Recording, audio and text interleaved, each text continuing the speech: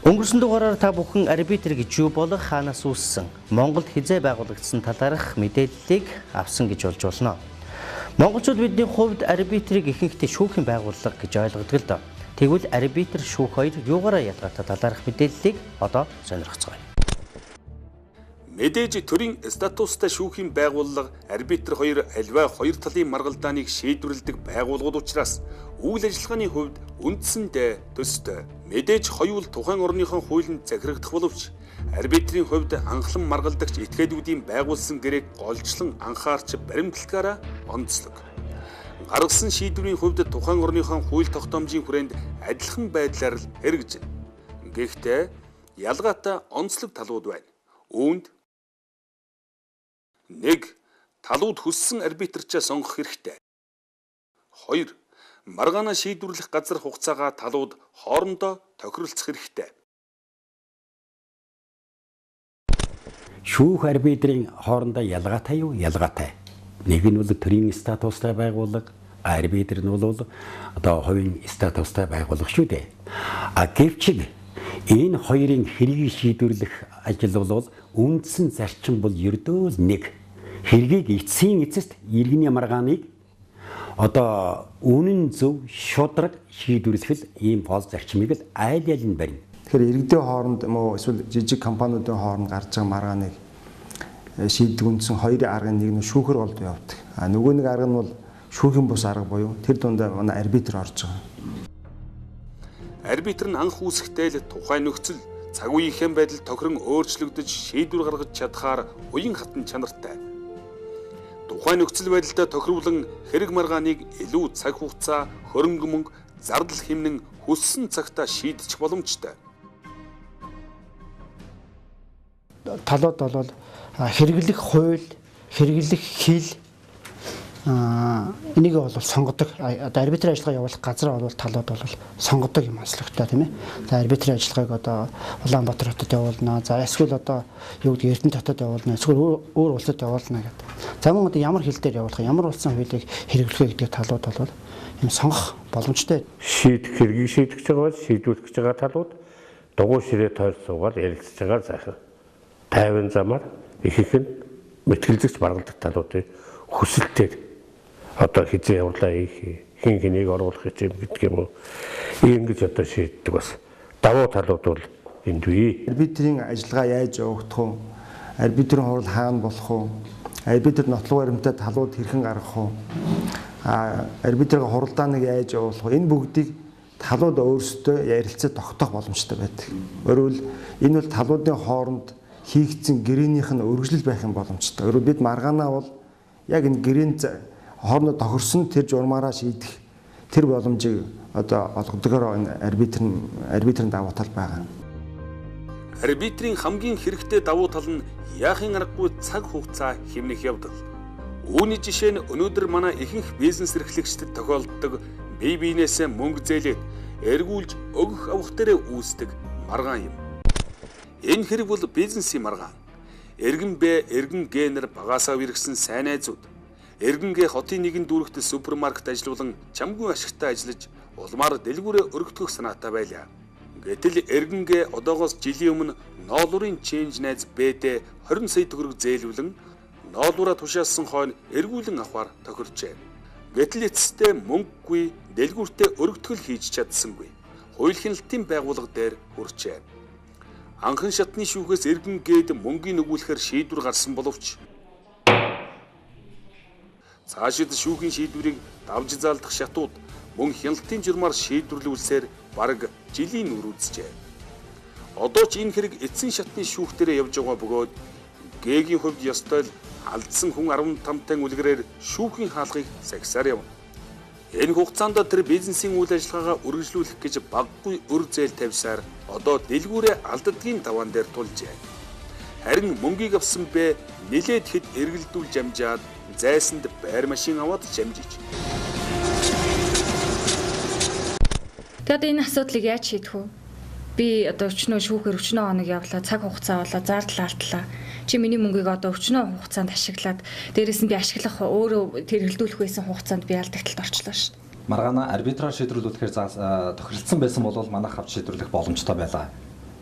та хоёрын байгуулсан гэрээнд арбитрийн заалт байх. Хэрвээ энэ хэрэг анханасаа гэрээнд зааснаар арбитраас шийдүүлсэн бол яах байсан бэ?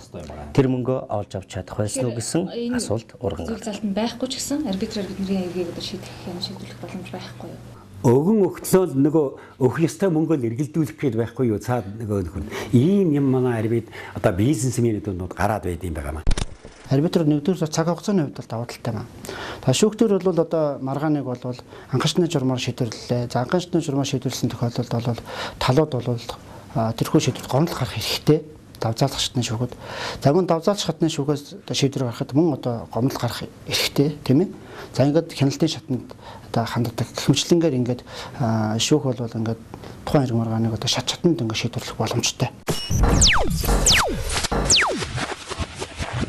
Шүүхтэр бол 203 шатны шүүхээр явна гэвэл 267 хоног шаардлагадаг. Арбитрийн энэ ажиллагааг ихээхэн хөнгөвчлөн.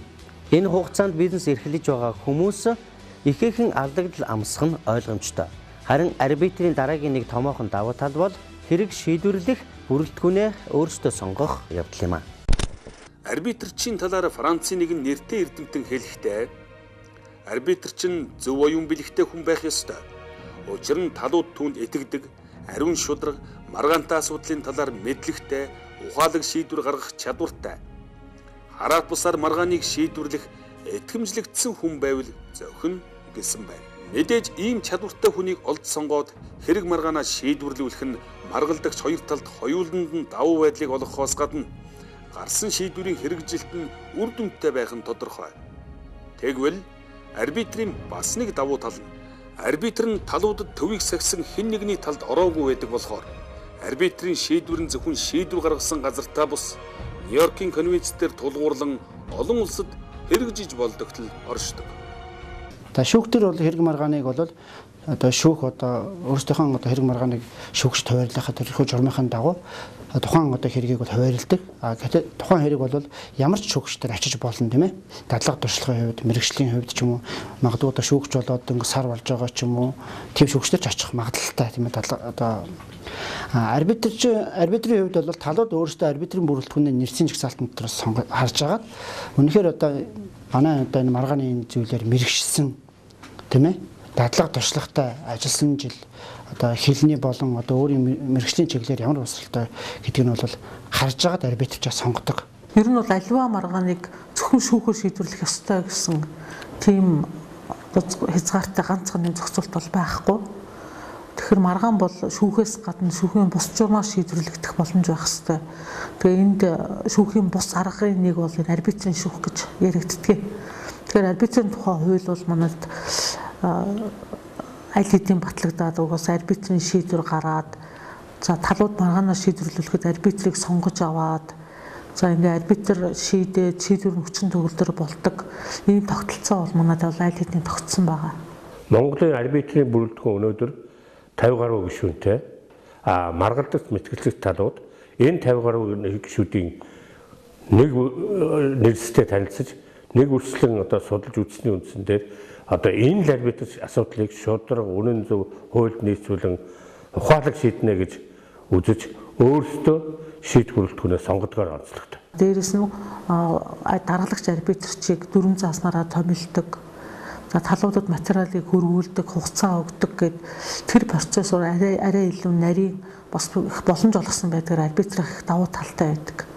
Харин арбитр томоохон давуу тал нь улс хоорондын гэхээсээ илүү бүр олон улсын хүрээнд хүлээн зөвшөөрөгдсөнд оршдог. Монгол улс гадаадын арбитрийн шүүхийн шийдвэрийг хүлээн зөвшөөрч биелүүлэх конвенцэд 1995 онд элсэн орсноос хойш гадаадын болоод Монголын олон улсын ба үндэсний арбитраас гаргасан шийдвэр олон улсын түвшинд хүлээн зөвшөөрөгдөх болсон. Нэг ёсондоо Монголын олон улсын ба үндэсний арбитрийн шийдвэр гадаадын бүхий л орнууд харин гадаадын арбитрийн шүүхийн шийдвэр бүрэн зайлшгүй хэрэгжинэ гэсэн үг. Харин шүүхийн хувьд шүүхийн шийдвэрийг тухайн улсууд хоёр талд гэрээ хэлэлцээрийн дагуу харилцсан хүлээн зөвшөөрсөн тохиолдолд л биелүүлнэ. Учир нь тухайн хоёр орн хүлээн зөвшөөрөөгүй тохиолдолд хэрэгжихгүй гэсэн үг. Тухайн Монгол Улсын шүүхийн шийдвэрийг гарсныхан дараа аль нэг одоо гадаадын улс оронд тэрийг хүлээн зөвшөөрж гүйцэтгэхэд бол бас бэрхшээлтэй. Ягаад гэвэл олон улсын гэрэг конвенц нь тэр үр байхгүй. Тухайн манайх бол нэг одооны байдлаар 20 дуустал тийм гэрээ байгуулсан. Нэгдсэн үндэсний байгууллагаас 1958 онд баталсан гадаадын арбитрийн шийдвэрийг хүлээн зөвшөөрөх, биелүүлэх тухай олон улсын конвенц гэж байдаг. Энэ конвенцэд дэлхийн 160 шахам орн нэгдэж орсон байна. Энд манай улс ч гэсэн бас нэгдэж орсон. 1995 онд нэгдэж орсон байгаа. Тэгэхээр зэрэг Монголын арбитрийн шийдвэр гадаадын 160 орны нутаг дэвсгэр дээр шүүхийн шийдвэрийн нэг адил албатан биелүүлэх хууль зүйн бүрэн боломжтой болсноор бас давуу тал байгаа. Жишээлбэл Монголын нэг компани Хятадын одоо газар нутагт байгаа компанид та хэлэлцээ хийгээд тэгээ хохирцсон нөхцөлд Монголын худалдаа ажилтны танхимаар дамжуулаад Хятадын арбитрийн байгууллагад энэ асуудлыг тавьж тэр Хятадын байгууллага бол энэ олон улсын конвенцийн дагуу тэр одоо хариуцагч нь болсон Хятадын бүсийн нөхдөг олж шийдвэрлүүлэх ийм одоо арга зам нь нээлттэй байгаа. Нью-Йоркийн конвенцээр арбитрийн шийдвэрийг шүүхийн журмаар албадлах хэрэглэн биелүүлэхийг улам баталгаажуулж өгчээ. Нэг ёсондоо Монголын олон улсын ба үндэсний арбитрийн гаргасан шийдвэр, гадаадын аль нэг улсын арбитрийн гаргасан шийдвэр Монгол оронд бүрэн хүлээн зөвшөөрөгдөж хэрэгжинэ гэсэн үг юм. За Монгол улсын арбитраас гадна гадаад улсын арбитрийн шүүхийн шийдвэрийг мөн гүйцэтгэдэг. Гадаад улсын арбитрийн шийдвэр гэхэд тухайлах юм бол одоо манай дээр Япон улсын арбитрийн шийдвэр байна. Солонгос улсын арбитрийн шийдвэр, мөн өвөр Монголын Буухтын шүүхийн шийдвэр мөн байна. За мөн Оросын холбооны улсын арбитрийн шийдвэр байх жишээтэй. За эдгээр орны шүүхийн шийдвэрүүд маань Монгол улсын шүүхтэр шүүхэд хандаж одоо баталгаажуулах гүйцэтгэх хуудас бичигдэж ирсэн үндсэн дээр бид нар шийдвэр гүйцэтгэх ажиллагаагаа явуулдаг. Маргаан шийдвэрлүүлэх хуралдааны явцад арбитр нь хаалттай бөгөөд хоёр тал зөвшөөрсөн тохиолдолд олон нийтэд мэдээлдэг учраас аливаа бизнесийн нууц алдагдах магадлал байхгүй гэж хэлж болно. Арбитр бүх иргэдэд нээлттэй байдаг. Жижигхэн ганцгийн 8-ны асуудлаас эхлээд олон улсын хэмжээний гэдэл бүхий л хэргийг шийдвэрлэж байдаг газар. Тухайлбал Монголын олон улсын ба үндэсний арбитр нь зуучлал, эвлэрүүлэх, эрх зүйн зөвлөгөө, олон улсын хамтын ажиллагаа, эрдэм шинжилгээний судалгаа, сургалт семинар, ном товхимол олон төрлийн үйл ажиллагаа явуулдаг. Эдийн засгийн гадаад харилцаа өсөн нэмэгдэхийн хэрээр мөн одоо бизнес эрхлэгчдийн одоо бизнесийн эрх зүйн боловсрол нэмэгдэхийн хэрээр олон одоо улс оронтой бол одоо гадаад харилцаанд оролцож байна. 2003 онд анх одоо энэ хууль батлагдсан гарахад бол арбитраар бол жилдээ бол 11-12 хэргийг л зөвхөн арбитраар шийдвэрлэдэг байсан бол 2013 оны одоо эхний жилийн байдлаар ихэд л одоо 40 орчим хэргийг ингээ хянан шийдвэрлэсэн. Мөн манай одоо бизнес эрхлэгчид маань ер нь арбитрийн одоо эцсийн шийдвэр гаргадаг онцлог давуу талыг ойлгосон үндсэн дээр бол арбитраар бол маргаан шийдвэрлэх одоо энэ хандлага бол ихсэж байгаа. Түүнээс гадна Монголын олон улсын ба үндэсний арбитр нь Монгол орны аймаг бүрт салбартай болохоор та хүссэн мэдээлэлээ чөлөөтэй авч заавар зөвлөгөө авч болох юм. Үүнээс гадна засгийн газар болон Монголын олон улсын ба үндэсний арбитрийн зүгээс жижиг дунд бизнес эрхлэгчид болон үйлчлүүлэгчдэд зориулан төрлийн мэргэжлээрээ олон жил ажилласан. Туршлагатай, тухайн салбартаа нэр хүнд бүхий ахмад экспертүүдээс бүрдсэн төвийг ажиллуулж байна. Олон жил гадаад худалдаа бос төмөр зам, байрлал, цахилгаан одоо бусад олон хөдөө аж ахуйн салбарууд онгоцон жил ажилласан ахмад туршлагатай ажилтнууд, эрдэмтэн мэргэдүүд энд нэгдэж ажилладаг. Тийм учраас энэ улсуудаас бол тэр жижиг дунд үйлдвэрийнхэнд зөвлөгөөх ийм ажлыг зохион байгуулдаг байгууллага. Үзэгчтэй бизнес эрхлэгч хэн бүхэн Монголын үндэсний худалдаа аж үйлдвэрийн танхимын дэргэдэх Монголын олон улсын ба үндэсний арбитрт хандаж болох нэ. Өнөөдрийн дугаараар та бүхэн тэр дундаа бизнес эрхлэгчдийн хувьд арбитрт хандах, маргаанаа шийдвэрлүүлэх нь цаг хугацаа болоод эдийн засгийн хувьд хичнээн хэрэгтэй зүйл болохыг ойлгосон биз.